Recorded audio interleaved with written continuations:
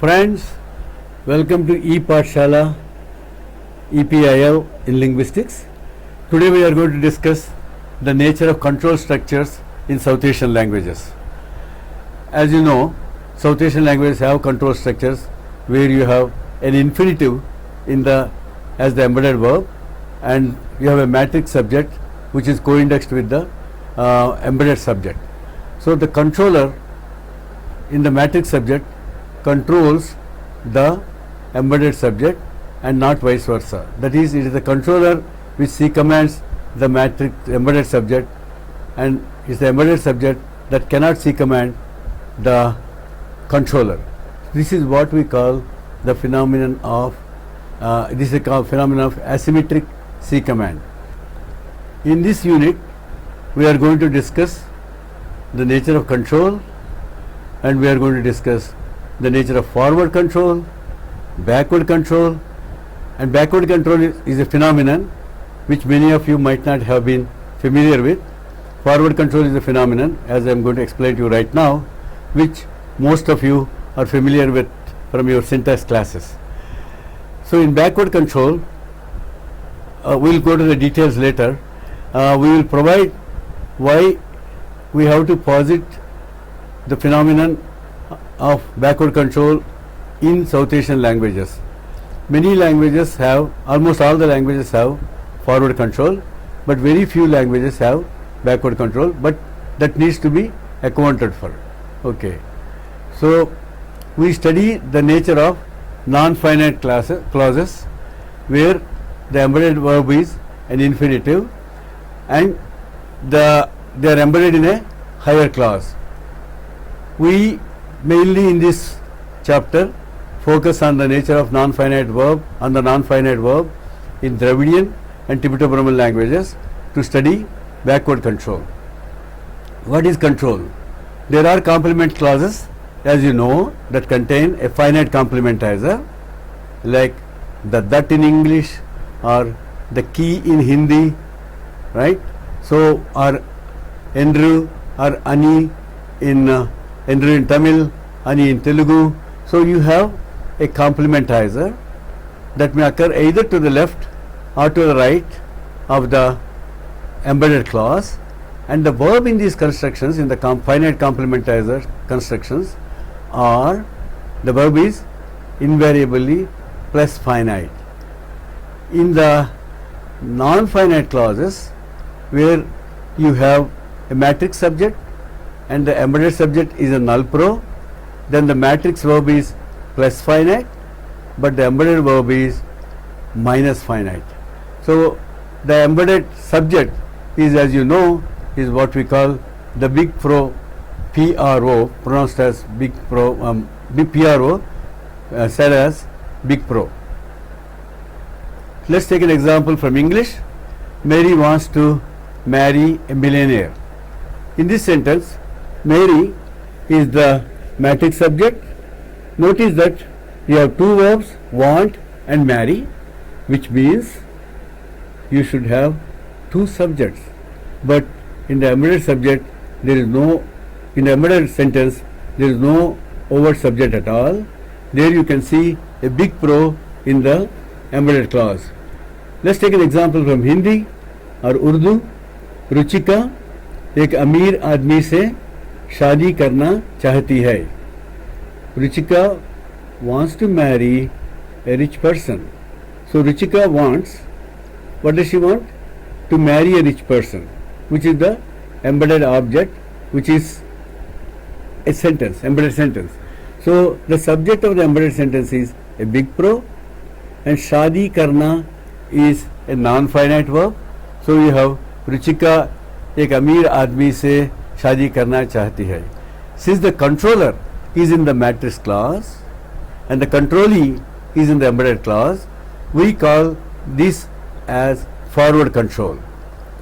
It is conceivable that you can have backward control also, where you can have the controller in the matrix clause, or the embedded subject is overtly present and the matrix subject is a null pro. So we will discuss these and this is what is called backward control.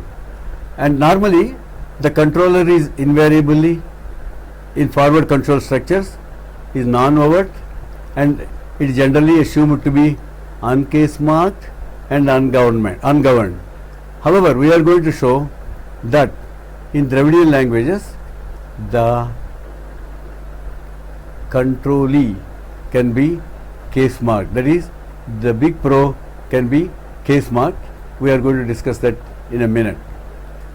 What kind of evidence can we present to show that big pro can be dative case marked or non-nominative case marked, contrary to the standard assumptions made in government and binding framework?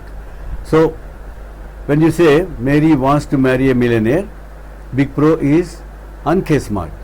But I will give you an example. Let's have an example from Nepali, where pani chahiyera u nadi tira gayo. The embedded sentence is he wants water. So the embedded subject is a pro, which is dative case mark. Which gives the dative case marking? Chahiyera. The verb chahna or to need requires the embedded subject to be dative case marked. So you have pro, dative case marked, pani chahiyera, wu, the matrix subject, nadi tiro gayo, that is he went to the river.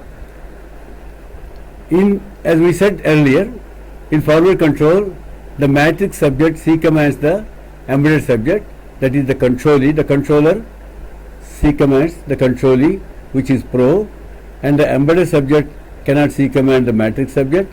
So it's a case of asymmetric C command. So we have shown that here Mary wants to marry a millionaire. Mary is the controller. To marry is a non-finite verb, and we can now go to the next point. Schematic representations, you can find them in your handout. It's also possible to have some languages where the embedded subject is overt and the matrix subject is covert. That is, the matrix subject has to be a null element and the embedded subject is overtly present, and the embedded verb is generally non-finite in such cases. The grammar has to account for this phenomenon, which is exactly the opposite of forward control. So this is what we call backward control.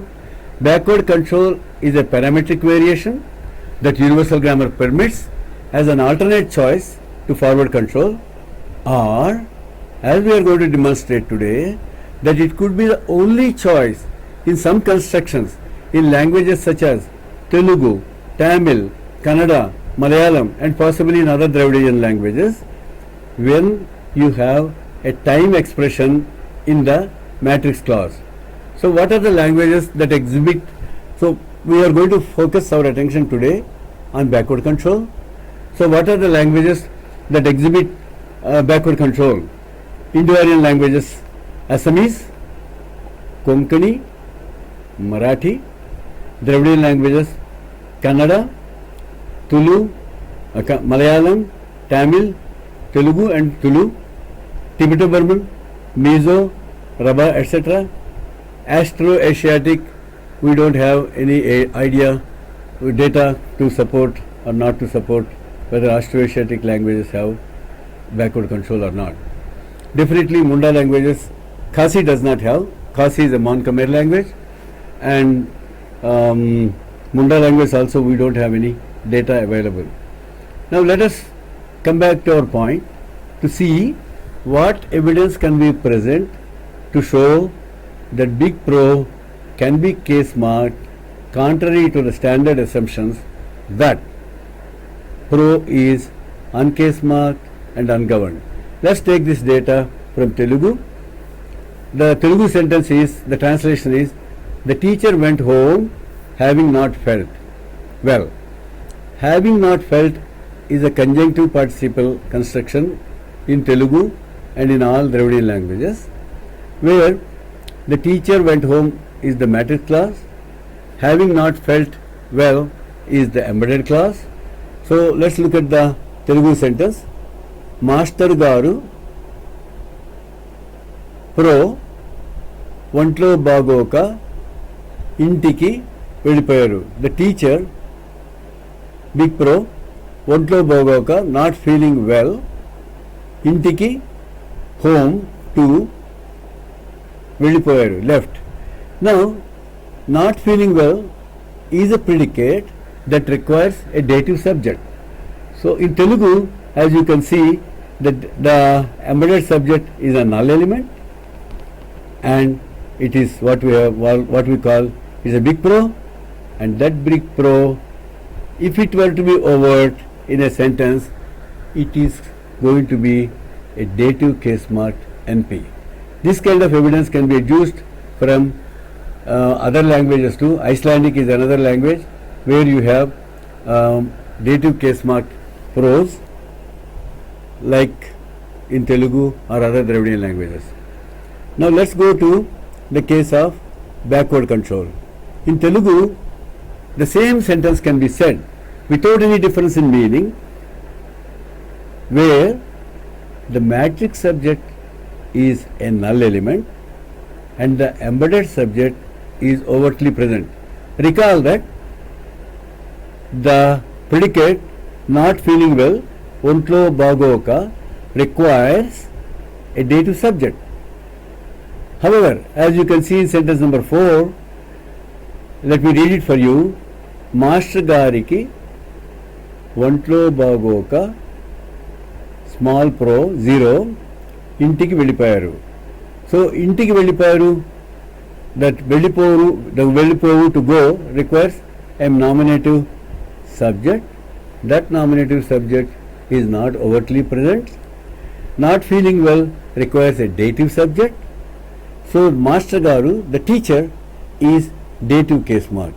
That means you have a dative case mark subject occurring in the embedded clause when the predicate is non-finite. It is a negative conjunctive participial construction. So that means what we notice is that when in a forward control, the controller is in the nominative case. In backward control, the controllee is overtly present and it is dative case marked, and the small pro, which is there in the matrix subject position, has to be obligatorily null. It cannot be overtly present. As you have read in your syntax classes, that pro drop is an optional rule, but here this pro cannot be dropped. That is, you cannot have master gariki ఒంట్లో బాగోక, master గారు ఇంటికి వెళ్ళిపోయారు. That would be an ungrammatical sentence, though there may be a few speakers who might accept such sentences, but 99% of the speakers of Telugu, standard Telugu, do not accept such sentences at all. So the embedded predicate is a predicate that requires a dative case mark subject. It is a negative conjunctive participle which is non-finite. The dative case mark DP controller is overtly present in the embedded clause. The matrix subject is a null pro which cannot be overtly present. What kind of evidence can we present in support of positing the notion or having the notion of backward control in Telugu? Let us look at universal quantifiers. You know that there are universal quantifiers, all, etc., every, etc., and you have existential quantifiers, some, a few, etc. The universal quantifier provides evidence in support of the existence of backward control in Telugu. Let's look at a sentence first with forward control, where the controller is a universal quantifier. Let's look at sentence number 5. అందరూ ఒంట్లో బాగోక ఇంటికి వెళ్ళిపోయారు. The verb to go or వెళ్ళు in Telugu requires a nominative subject. The nominative subject here is andaru, that is all of them. Actually andaru without any length means that many. U is what we label as universal quantificational marker. Andaru plus U becomes andaru in Telugu, which becomes that many plus universal quantifier becomes that many plus universal quantification marker together constitute the universal quantifier in Telugu. So andaru vellipoyaru, everybody left. Why did they leave? Ontlo bagoka, having not felt. As we just recall that we have just mentioned that not feeling well requires a dative subject. So andaru ontlo bagoka intiki vellipoyaru. The pro is dative case mark. Now let's look at the same sentence with backward control. Backward control with universal quantifier as the matrix subject. That is andariki ontlo bagoka intiki vellipoyaru. The matrix subject is null. The verb to go requires a nominative subject as we just mentioned. So you have intiki vellipoyaru is a null pro.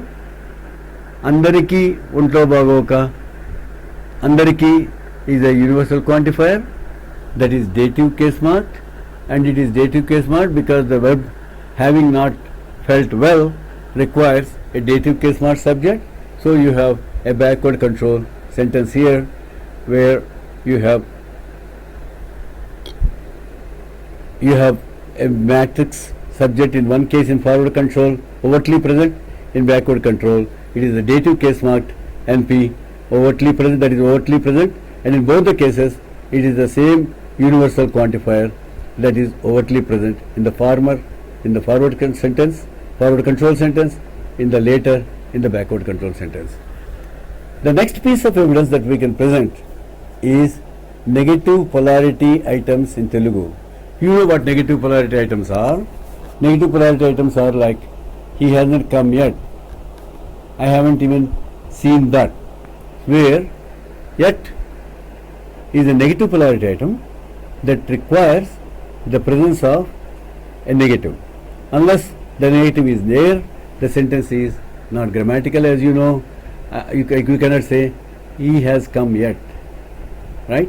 In Hindi, वो अभी तक नहीं आया, you cannot say वो अभी तक आया. So let us see how negative polarity items can provide evidence in support of backward control. Notice that we mentioned about universal quantification marker, that is U. The universal quantification marker also functions as a negative polarity item in Telugu when it follows a question marker. Like for example, let's take the question word for who, evaru. Then what is the final vowel? U. And lengthen the vowel, add another U, evaru. Not anyone. Evaru means not anyone.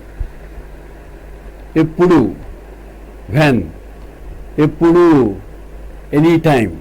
So the principle is either for universal quantification or for negative polarity items, the final vowel is lengthened. What is the evidence for that? We have seen evaru, evaru, eppudu, eppudu. Let's take which one? AD. So AD, it ends in E. So what do we expect? AD, we should have either a universal quantification null marker E or a negative polarity item E. AD means anyone minus animate. So let's look at that now. Negative polarity items in Telugu. Universal quantification marker functions as a negative polarity item which follows the question word, question expression.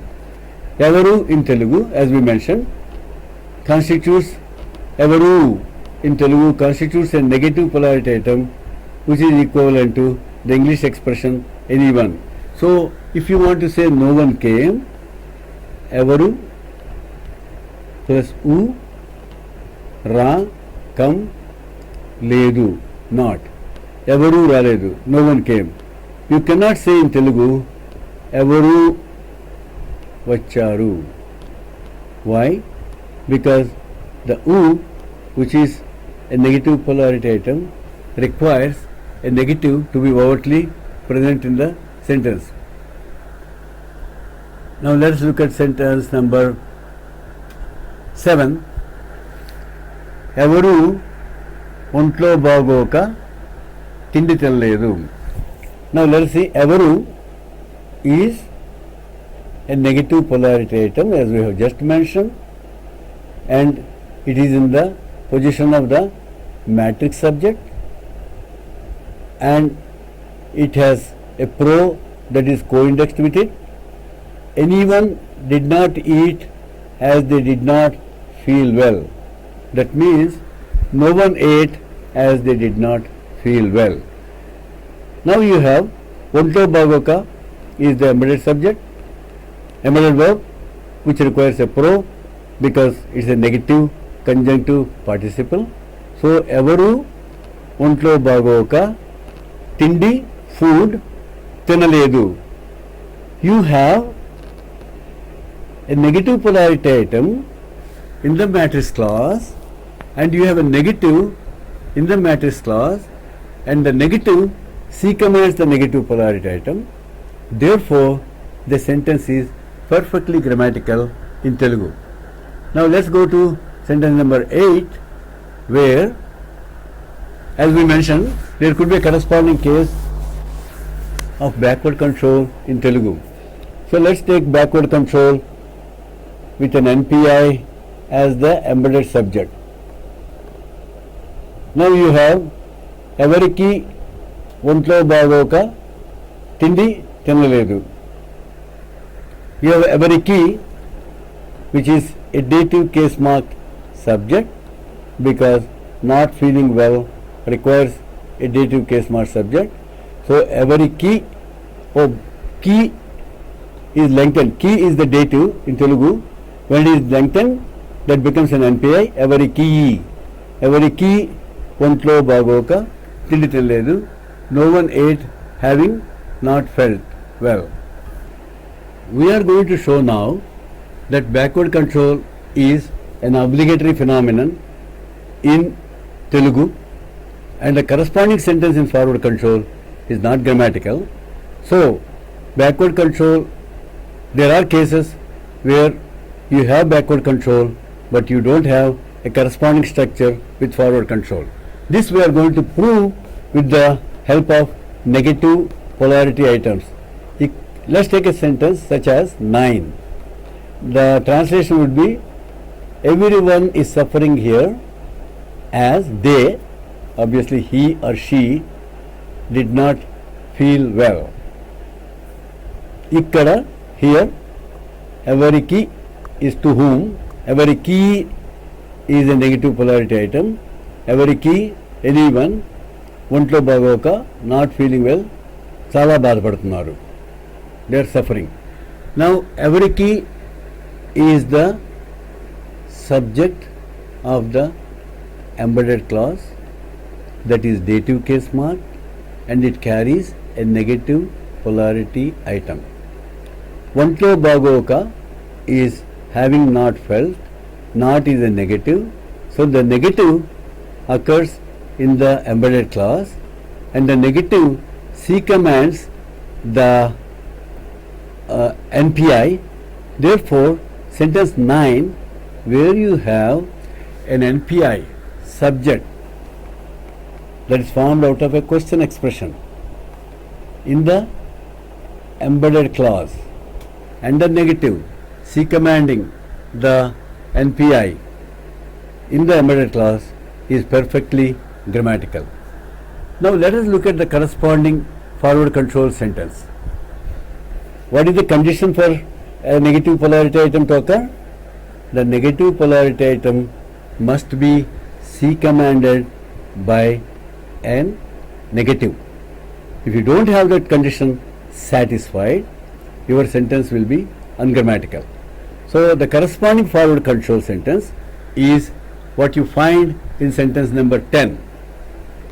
Let's read the sentence first, which corresponds in the same meaning. He or she or they not feeling well, everybody left home. They left home. They went home. So now forward control is an ungrammatical sentence. Why? First let us read the sentence. Ikkada, here, Vantlo bagoka, having not fell well, Evaru. You remember in forward control, the matrix subject has to be overtly present. So Evaru is an NP question word formed in a negative polarity item formed out of a question word Evaru plus U. Evaru chala bhadapadutunnaru.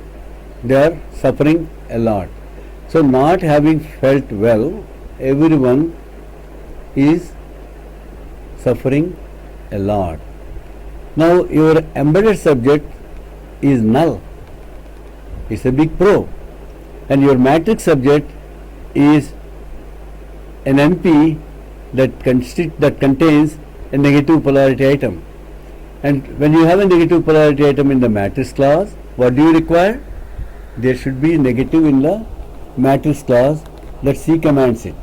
But in sentence number 10, as you can see, where is the negative? The negative is in the embedded clause. Can that negative C command the matrix NPI, which occurs in the subject position? The answer is a categorical no.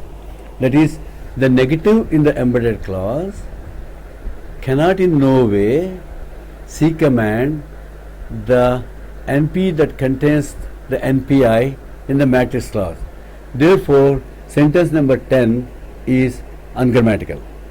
What does this prove?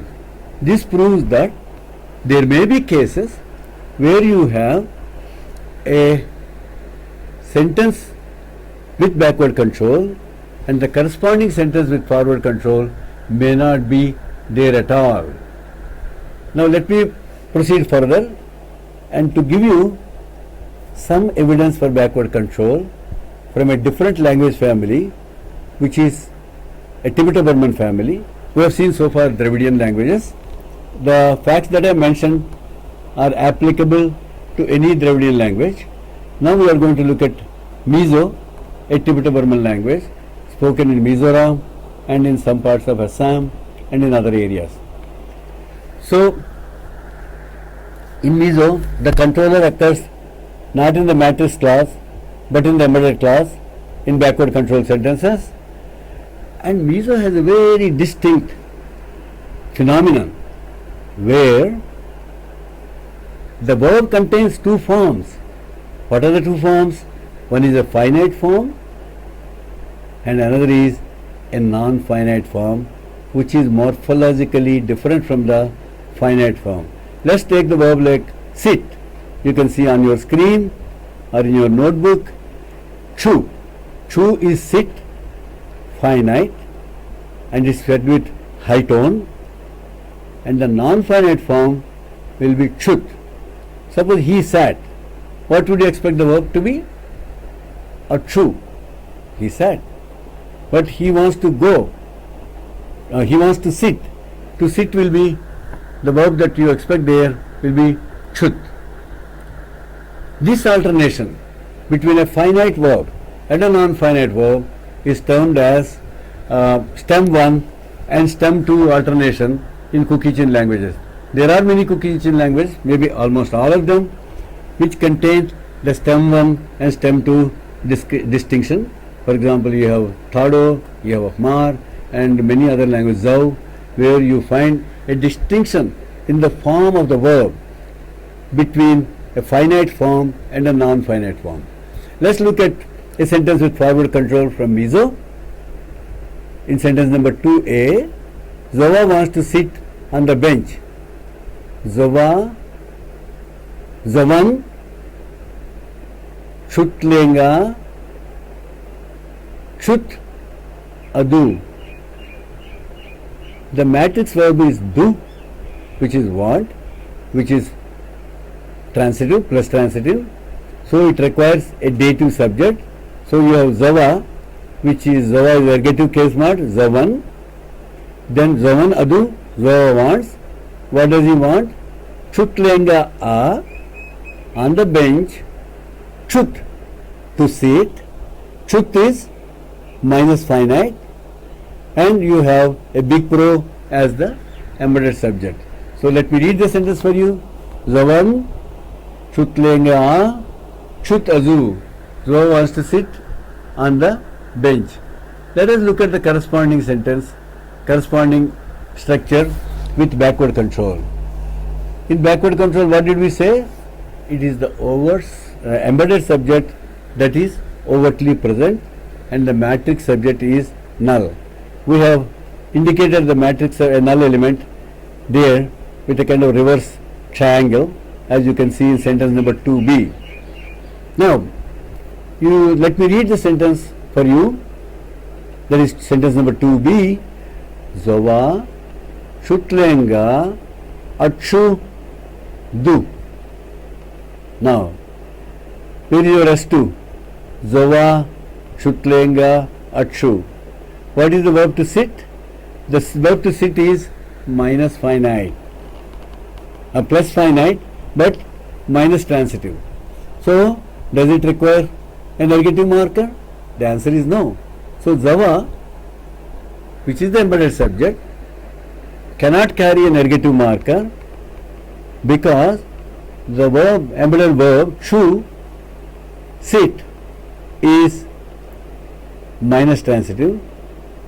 In contrast to the earlier sentence with forward control, where Zava carries a negative marker. Not only that, there is another difference. There, in forward control, the embedded verb is chut. Why? In forward control, the embedded verb is non-finite. And in forward control, the embedded verb does not carry any agreement marker. In backward control, in contrast, the embedded verb carries an agreement marker, a third singular. Not only that, it is in its finite form, chu. So you have how many differences? You don't have the ergative case marker on the subject. You have an agreement marker overtly present on the embedded verb. The form of the embedded verb is different. So you have three differences which have to be accounted for. And let me also emphasize the fact that both the sentences have the same meaning. They are identical in meaning, whether you use the forward control sentence or the backward control sentence. Any grammar of human language has to account for these two facts, and these two facts, that is these two sentences, can be accounted for if and only if we have the concept of backward control, or else no grammar could be able to account for the difference of the verbs, form of the verb, number one, absence of the embedded agreement marker in the embedded sentence, and the absence of the ergative marker in the embedded sentence. Let's look at further evidence in support of what we can do. Let's look at sentence number 4. Zavan leka zir adhu. That is, Zava wants to study. So, to do is transitive, therefore your matrix subject is ergative case marked.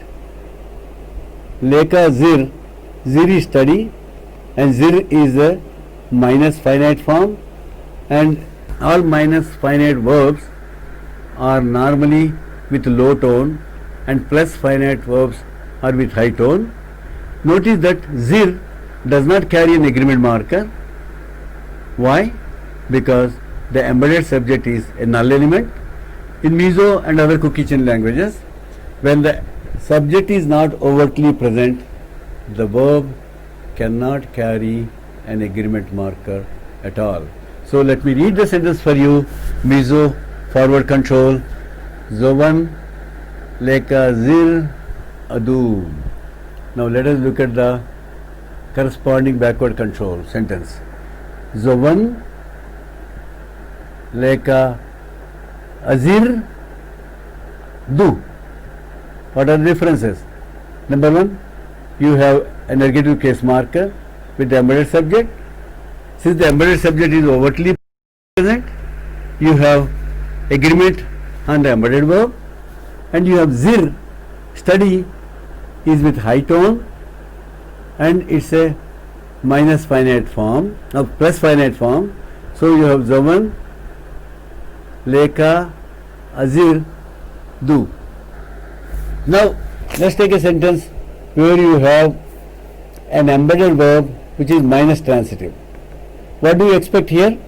If the embedded verb is minus transitive, your embedded subject cannot carry a negative marker in the backward control structure. That is what you have here in sentence number 7a. Zovi sikula akal du. Though du is transitive, Zovi cannot carry a negative case marker simply because kal, which is go, and it is minus finite with a high tone, is intransitive. Since kal is intransitive, it cannot ergative case mark its subject Zovi. So you have Zovi, Sikula, Akal, Du. So let's look at the corresponding forward control sentence. Zubin, Sikula, Kal with a low tone, Adu. Zubi wants to go to school. So we have clearly demonstrated with the help of ergative case marking that when the embedded verb is minus transitive, in backward control, the embedded subject cannot carry an ergative case marker. Now next piece of evidence. As we mentioned a moment ago, you have two forms for the same verb, one with finite form, the other with a non-finite form. Let me just give you a list of verbs. Chu with high tone, sit, chut with low tone, sit, ziak with high tone, right, zia with low tone, right. By the way, that zia, the H is really a glottal stop which Mizo conventionally uses for marking a glottal stop. So you have the verb to kill, tat,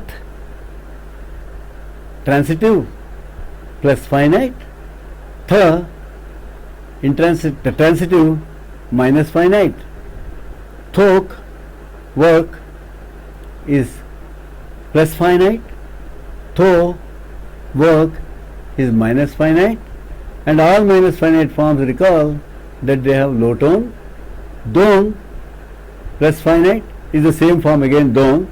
It's only the tone, dong means receive, dong is only the tone that distinguishes a finite verb from a non-finite verb. By the way, the tone difference is reversed in case of one verb that we know of, sing. Sa is plus finite, we expect a high tone, but it is with a low tone. Sak is with low tone, and we expect a high tone there. So let me now take another sentence where you have in sentence number 1, Lali wants to kill a tiger. Lalin sakeye chu tha adu. You have sakeye chu, tiger. The embedded subject is zero case mark. The embedded verb is zero case mark because the embedded subject is null, and tha is kill minus finite form, and you have Zavan, Lalin, Sakeye chu, tha adu. Zava, Lali wants to kill a tiger. The corresponding sentence with backward control is Lalin Sakechu Athat Du.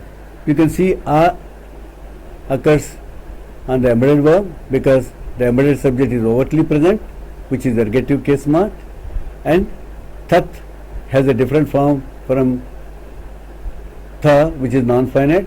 Tat is finite because the embedded verb is finite. Thus, let's summarize now.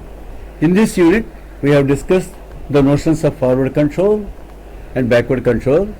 We have provided ample evidence in support of the notion of backward control in Telugu and Mizo, and it not only applies to Telugu and Mizo. This evidence will work for other Dravidian languages and some other Kuki-Chin languages which have backward control. We have also shown that there are some sentences in Telugu when you have a universal, an MPI in the matrix subject and the negative is present in the embedded subject, the sentence becomes ungrammatical in case of backward control and forward control. That means backward control is the only option in such cases, which means backward control is a very robust phenomenon in Dravidian languages. There is some other evidence too, but due to lack of time, we may have to stop here. Thank you.